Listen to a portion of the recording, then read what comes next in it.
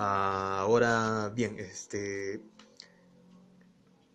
aquí les estoy adjuntando la imagen de la tabla periódica para justamente para poder entender mejor qué es lo que diferencia un metal o un no metal de un no metal y a qué se refiere qué son los semimetales, ¿no? Bueno, para esto vamos a utilizar una definición que es la electronegatividad, ¿no? La electronegatividad está referida a la fuerza, a la fuerza que ejerce un átomo respecto de sus electrones externos, ¿no? Es decir, la fuerza nuclear, o mejor dicho, toda la estructura interna, ya sea los electrones internos con el núcleo, toda esa estructura la ejerce una fuerza, es decir, el potencial de toda esa estructura ejerce una fuerza sobre los electrones externos. Ahora, en el caso de los materiales que se encuentran a la izquierda y al centro son los metales.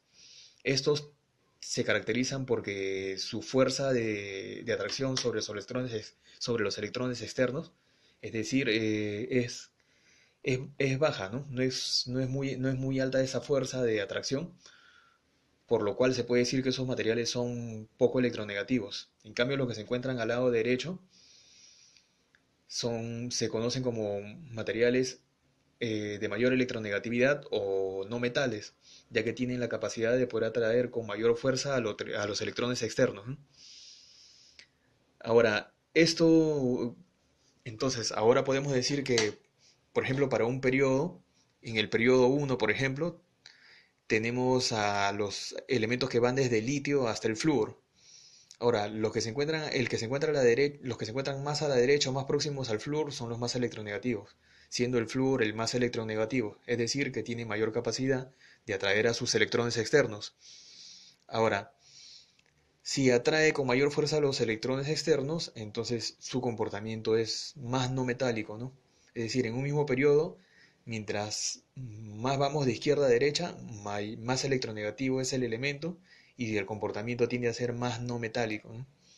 Ahora, del mismo modo, si vamos de abajo hacia arriba, los elementos de mayor, es decir, de mayor periodo a menor periodo, los elementos de mayor periodo tienen menor electronegatividad, ya que son más grandes, es decir, tienen mayores número de capas de electrones, entonces eso hace de que la fuerza atractiva hacia los electrones externos en los niveles superiores, es decir, en nivel 5, 6, 7, bueno, a partir del nivel 2 es menor, ¿no? Entonces, el elemento del periodo 2 que vendría a ser los que están en la misma fila del flúor, vendrían a ser los más electronegativos, ¿no? Entonces, la electronegatividad tiende a aumentar de abajo hacia arriba, ¿no?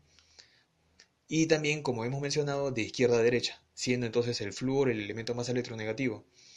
Ahora, como estamos mencionando, la electronegatividad está referida a la capacidad de atraer a los electrones externos, ¿no? Entonces, los elementos más electronegativos atraen con mayor fuerza a los electrones externos. Entonces, estos, estos elementos tienen comportamiento no metálico, ¿no? Del lado contrario, entonces, los menos electronegativos, que son los que están al lado izquierdo y al centro de la tabla periódica, son los materiales metálicos, es decir, que tienen la capacidad de captar con poca fuerza a sus electrones externos. Es entonces que tienen ese comportamiento de electrón libre, ¿no? Ahora, esto también puede ser entendido con la teoría ácido-base de Lewis, que está referida a que los materiales o las sustancias en general, no necesariamente solamente los elementos, sino también compuestos, tienen el comportamiento de ácidos y son aceptores de electrones. En este caso, los elementos electronegativos o no metales tendrían ese comportamiento ácido y del lado contrario, las sustancias que tienen la capacidad de donar electrones, como pueden ser los metales, tienen este comportamiento de base de Lewis, ¿no? O también conocidos como materiales alcalinos, ¿no? Los materiales alcalinos pues, representan a los metales que tienen la capacidad de donar electrones, ¿no?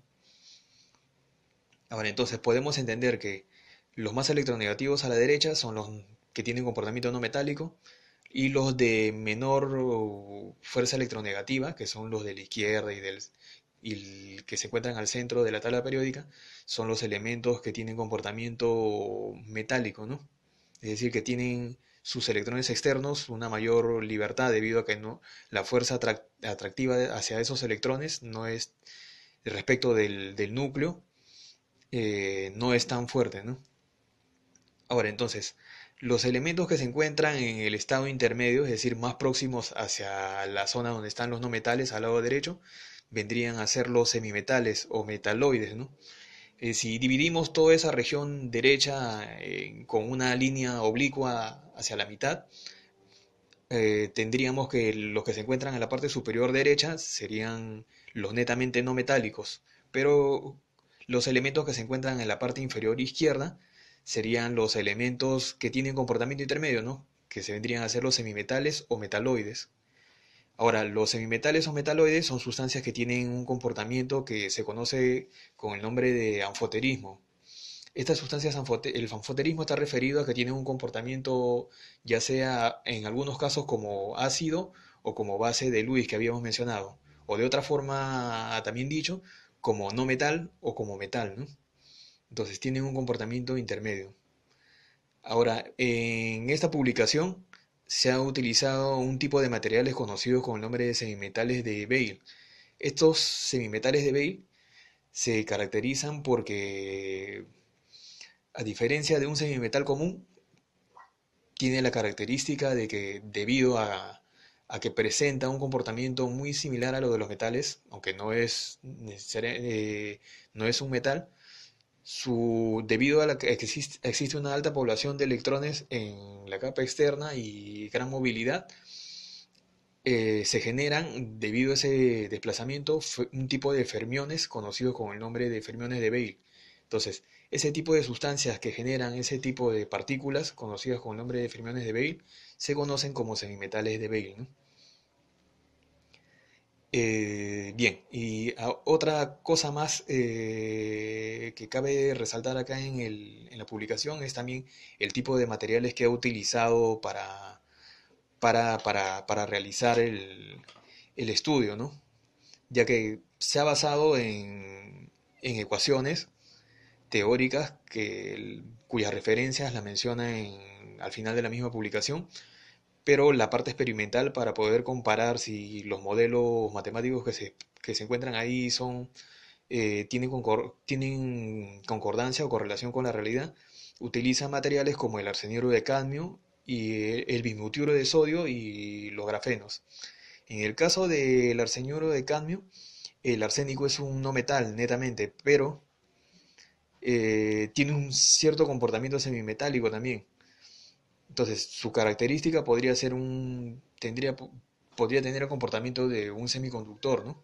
El cual, si lo dopamos con cadmio, formando tal vez un compuesto como el del arsenuro de cadmio, tiene ese comportamiento de semiconductor dopado, ¿no?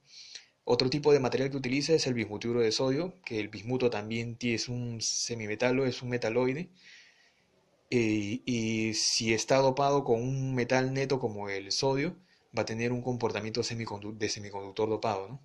Y otro tipo de materiales que también se utiliza es el grafeno, que es un material carbonado que tiene un comportamiento de semimetal de Bale, ¿no? Es decir, como habíamos mencionado, los semimetales de Bale se caracterizan ¿cómo se llama? Por generar fermiones de Bale, ¿no? Ahora, este material grafeno es un material netamente carbonado, pero que tiene una alta población de electrones, ¿no? Entonces su comportamiento, a pesar de que el carbono es un no metal, su comportamiento es semimetálico, ¿no?